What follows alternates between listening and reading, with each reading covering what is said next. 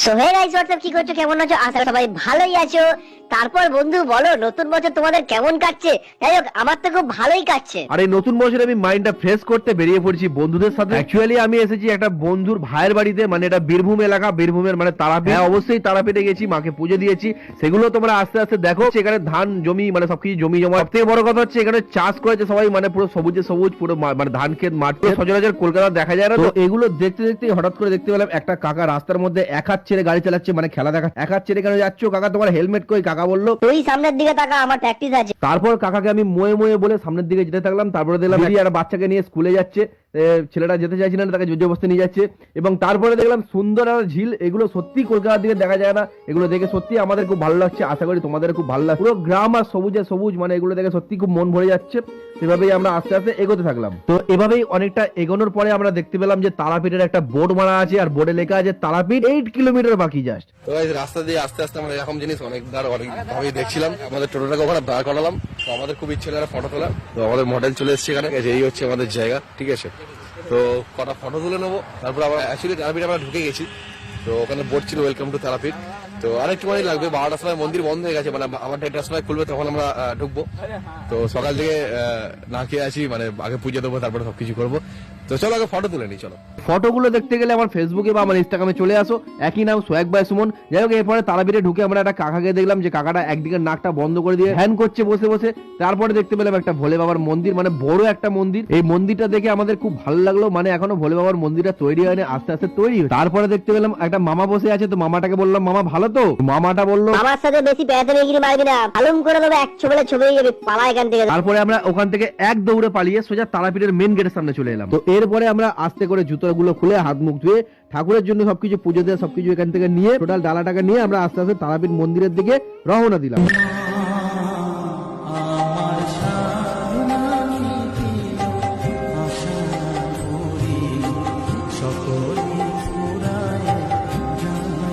তো এরপরে আমরা তারাপীঠের ভেতরে ঢুকে দেখছি কত ভিড়, মানে মায়ের কাছে কত ভক্তরা এসছে, সেই পুকুরের ওপার থেকে পুরো ঘুরে ঘুরে লাইন। তারপরে ওখানে গিয়ে আমাদের ঠাকুর মশাইয়ের সাথে একটু চেনা পরিচিত ছিল। তো ঠাকুর মশাই বললো, আচ্ছা এত ভিড়ে দাঁড়াতে হবে না, আসো আমার সাথে আসো, আমি একটু তাড়াতাড়ি সাইড দিয়ে গিয়ে পুজো করিয়ে দিই। আমরা ঠাকুর মশাইয়ের সাথে আস্তে আস্তে ভেতরের দিকে গেলাম এবং যাওয়ার পথে দেখলাম যাদের পুজো হয়ে গেছে তারা ওখানে বসে আছে, মানে মায়ের ভোগ ওখানে দেওয়া হবে, তাই জন্য ওরা ভোগ খাওয়ার জন্য ওখানে বসে আছে। তো এরপরে মায়ের পুজোর ডালাটা নিয়ে মায়ের মন্দিরের সামনে আমরা লাইন দিলাম। তারপরে দেখলাম মায়ের খাবারের জন্য এখানে সবকিছু সরঞ্জাম করা হয়েছে, মানে মা কালীর খাবার। তো এগুলো দেখে আমাদের সত্যি খুব ভালো লাগছিল, মানে এগুলো অ্যাকচুয়ালি মায়ের খাবার, মানে আমরা লাইন দিয়ে যাচ্ছিলাম, আমরা ভাবছিলাম যে এরপরে হয়তো যারা ওখানে বসে আছে তাদেরকেও দেবে। তো এগুলো দেখতে দেখতেই আস্তে আস্তে আমরা ঠাকুরের মন্দিরের দিকে আগিয়ে যাচ্ছিলাম। যত আগিয়ে যাচ্ছি, যত একটা করে লাইন আগাচ্ছে, তো আমার খুব ভালো লাগছে। এটা মায়ের কাছে এসেছি, মানে সবারই খুব ভালো লাগছে। সবাই আস্তে আস্তে একটু একটু করে আগিয়ে যাচ্ছে, তার মধ্যে আমরাও আগিয়ে যাচ্ছি। জয় তারা, জয় তারা, জয় তারা, জয় মা তারা। এটা মাতৃশক্তি, বিরাট শক্তি, কেউ তাকে লঙ্ঘন করতে পারে না।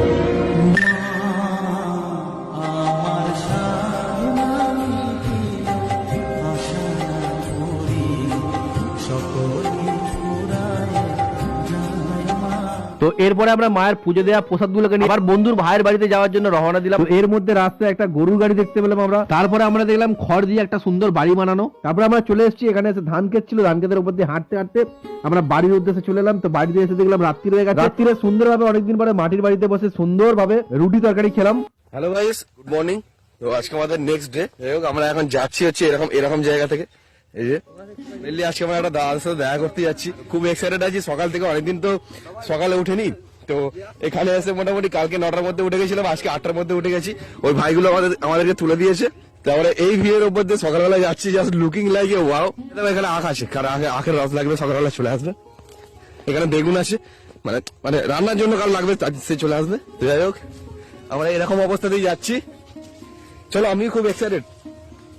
আমরা গাড়িতে ফাড়িতে উঠবো না, ডাইরেক্ট একেবারে আমরা শর্টকাট দিয়ে লোকের বাগানের উপর দিয়ে, মানে আমার এরকম এই সর্ষে ক্ষেত ধান ক্ষেতের মিডিল দিয়ে স্টেশন। তো চলো আমরা স্টেশনে গিয়ে শান্তিনিকেতনে নামবো। একটা স্পয়লার দিয়ে গেলাম, শান্তিনিকেতনে নামছি।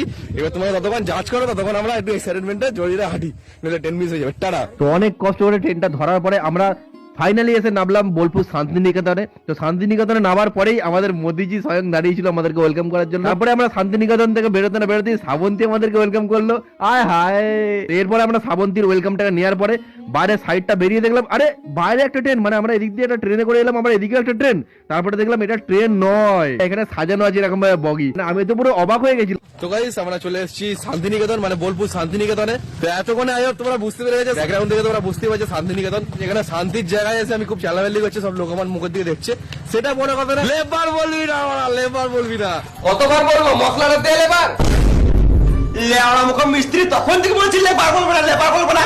মা তখন থেকে বলে দিছে লেবারকে লেবার বলবো না, তো কি বলবো?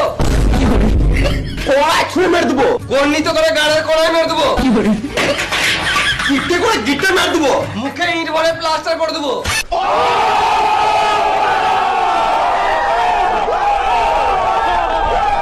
গাইস দেখতেই পারলে কারা আসছে, এই দেখতেই পারলে আমি তো মানে বাংলাদেশের স্টাইলে কথা বলছি। যাই হোক কি মজা লাগছে আমার, এই দেখো।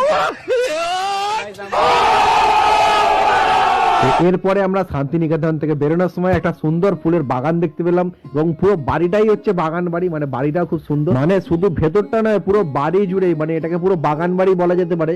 তো বাড়ি জুড়েই দেখলাম খুব সুন্দরভাবে সাজানো আছে। তো এটাকে দেখতে দেখতে আমরা রাত্রিবেলা বাড়ি চলে এলাম। তো গাইস ব্লগটা এখানে শেষ।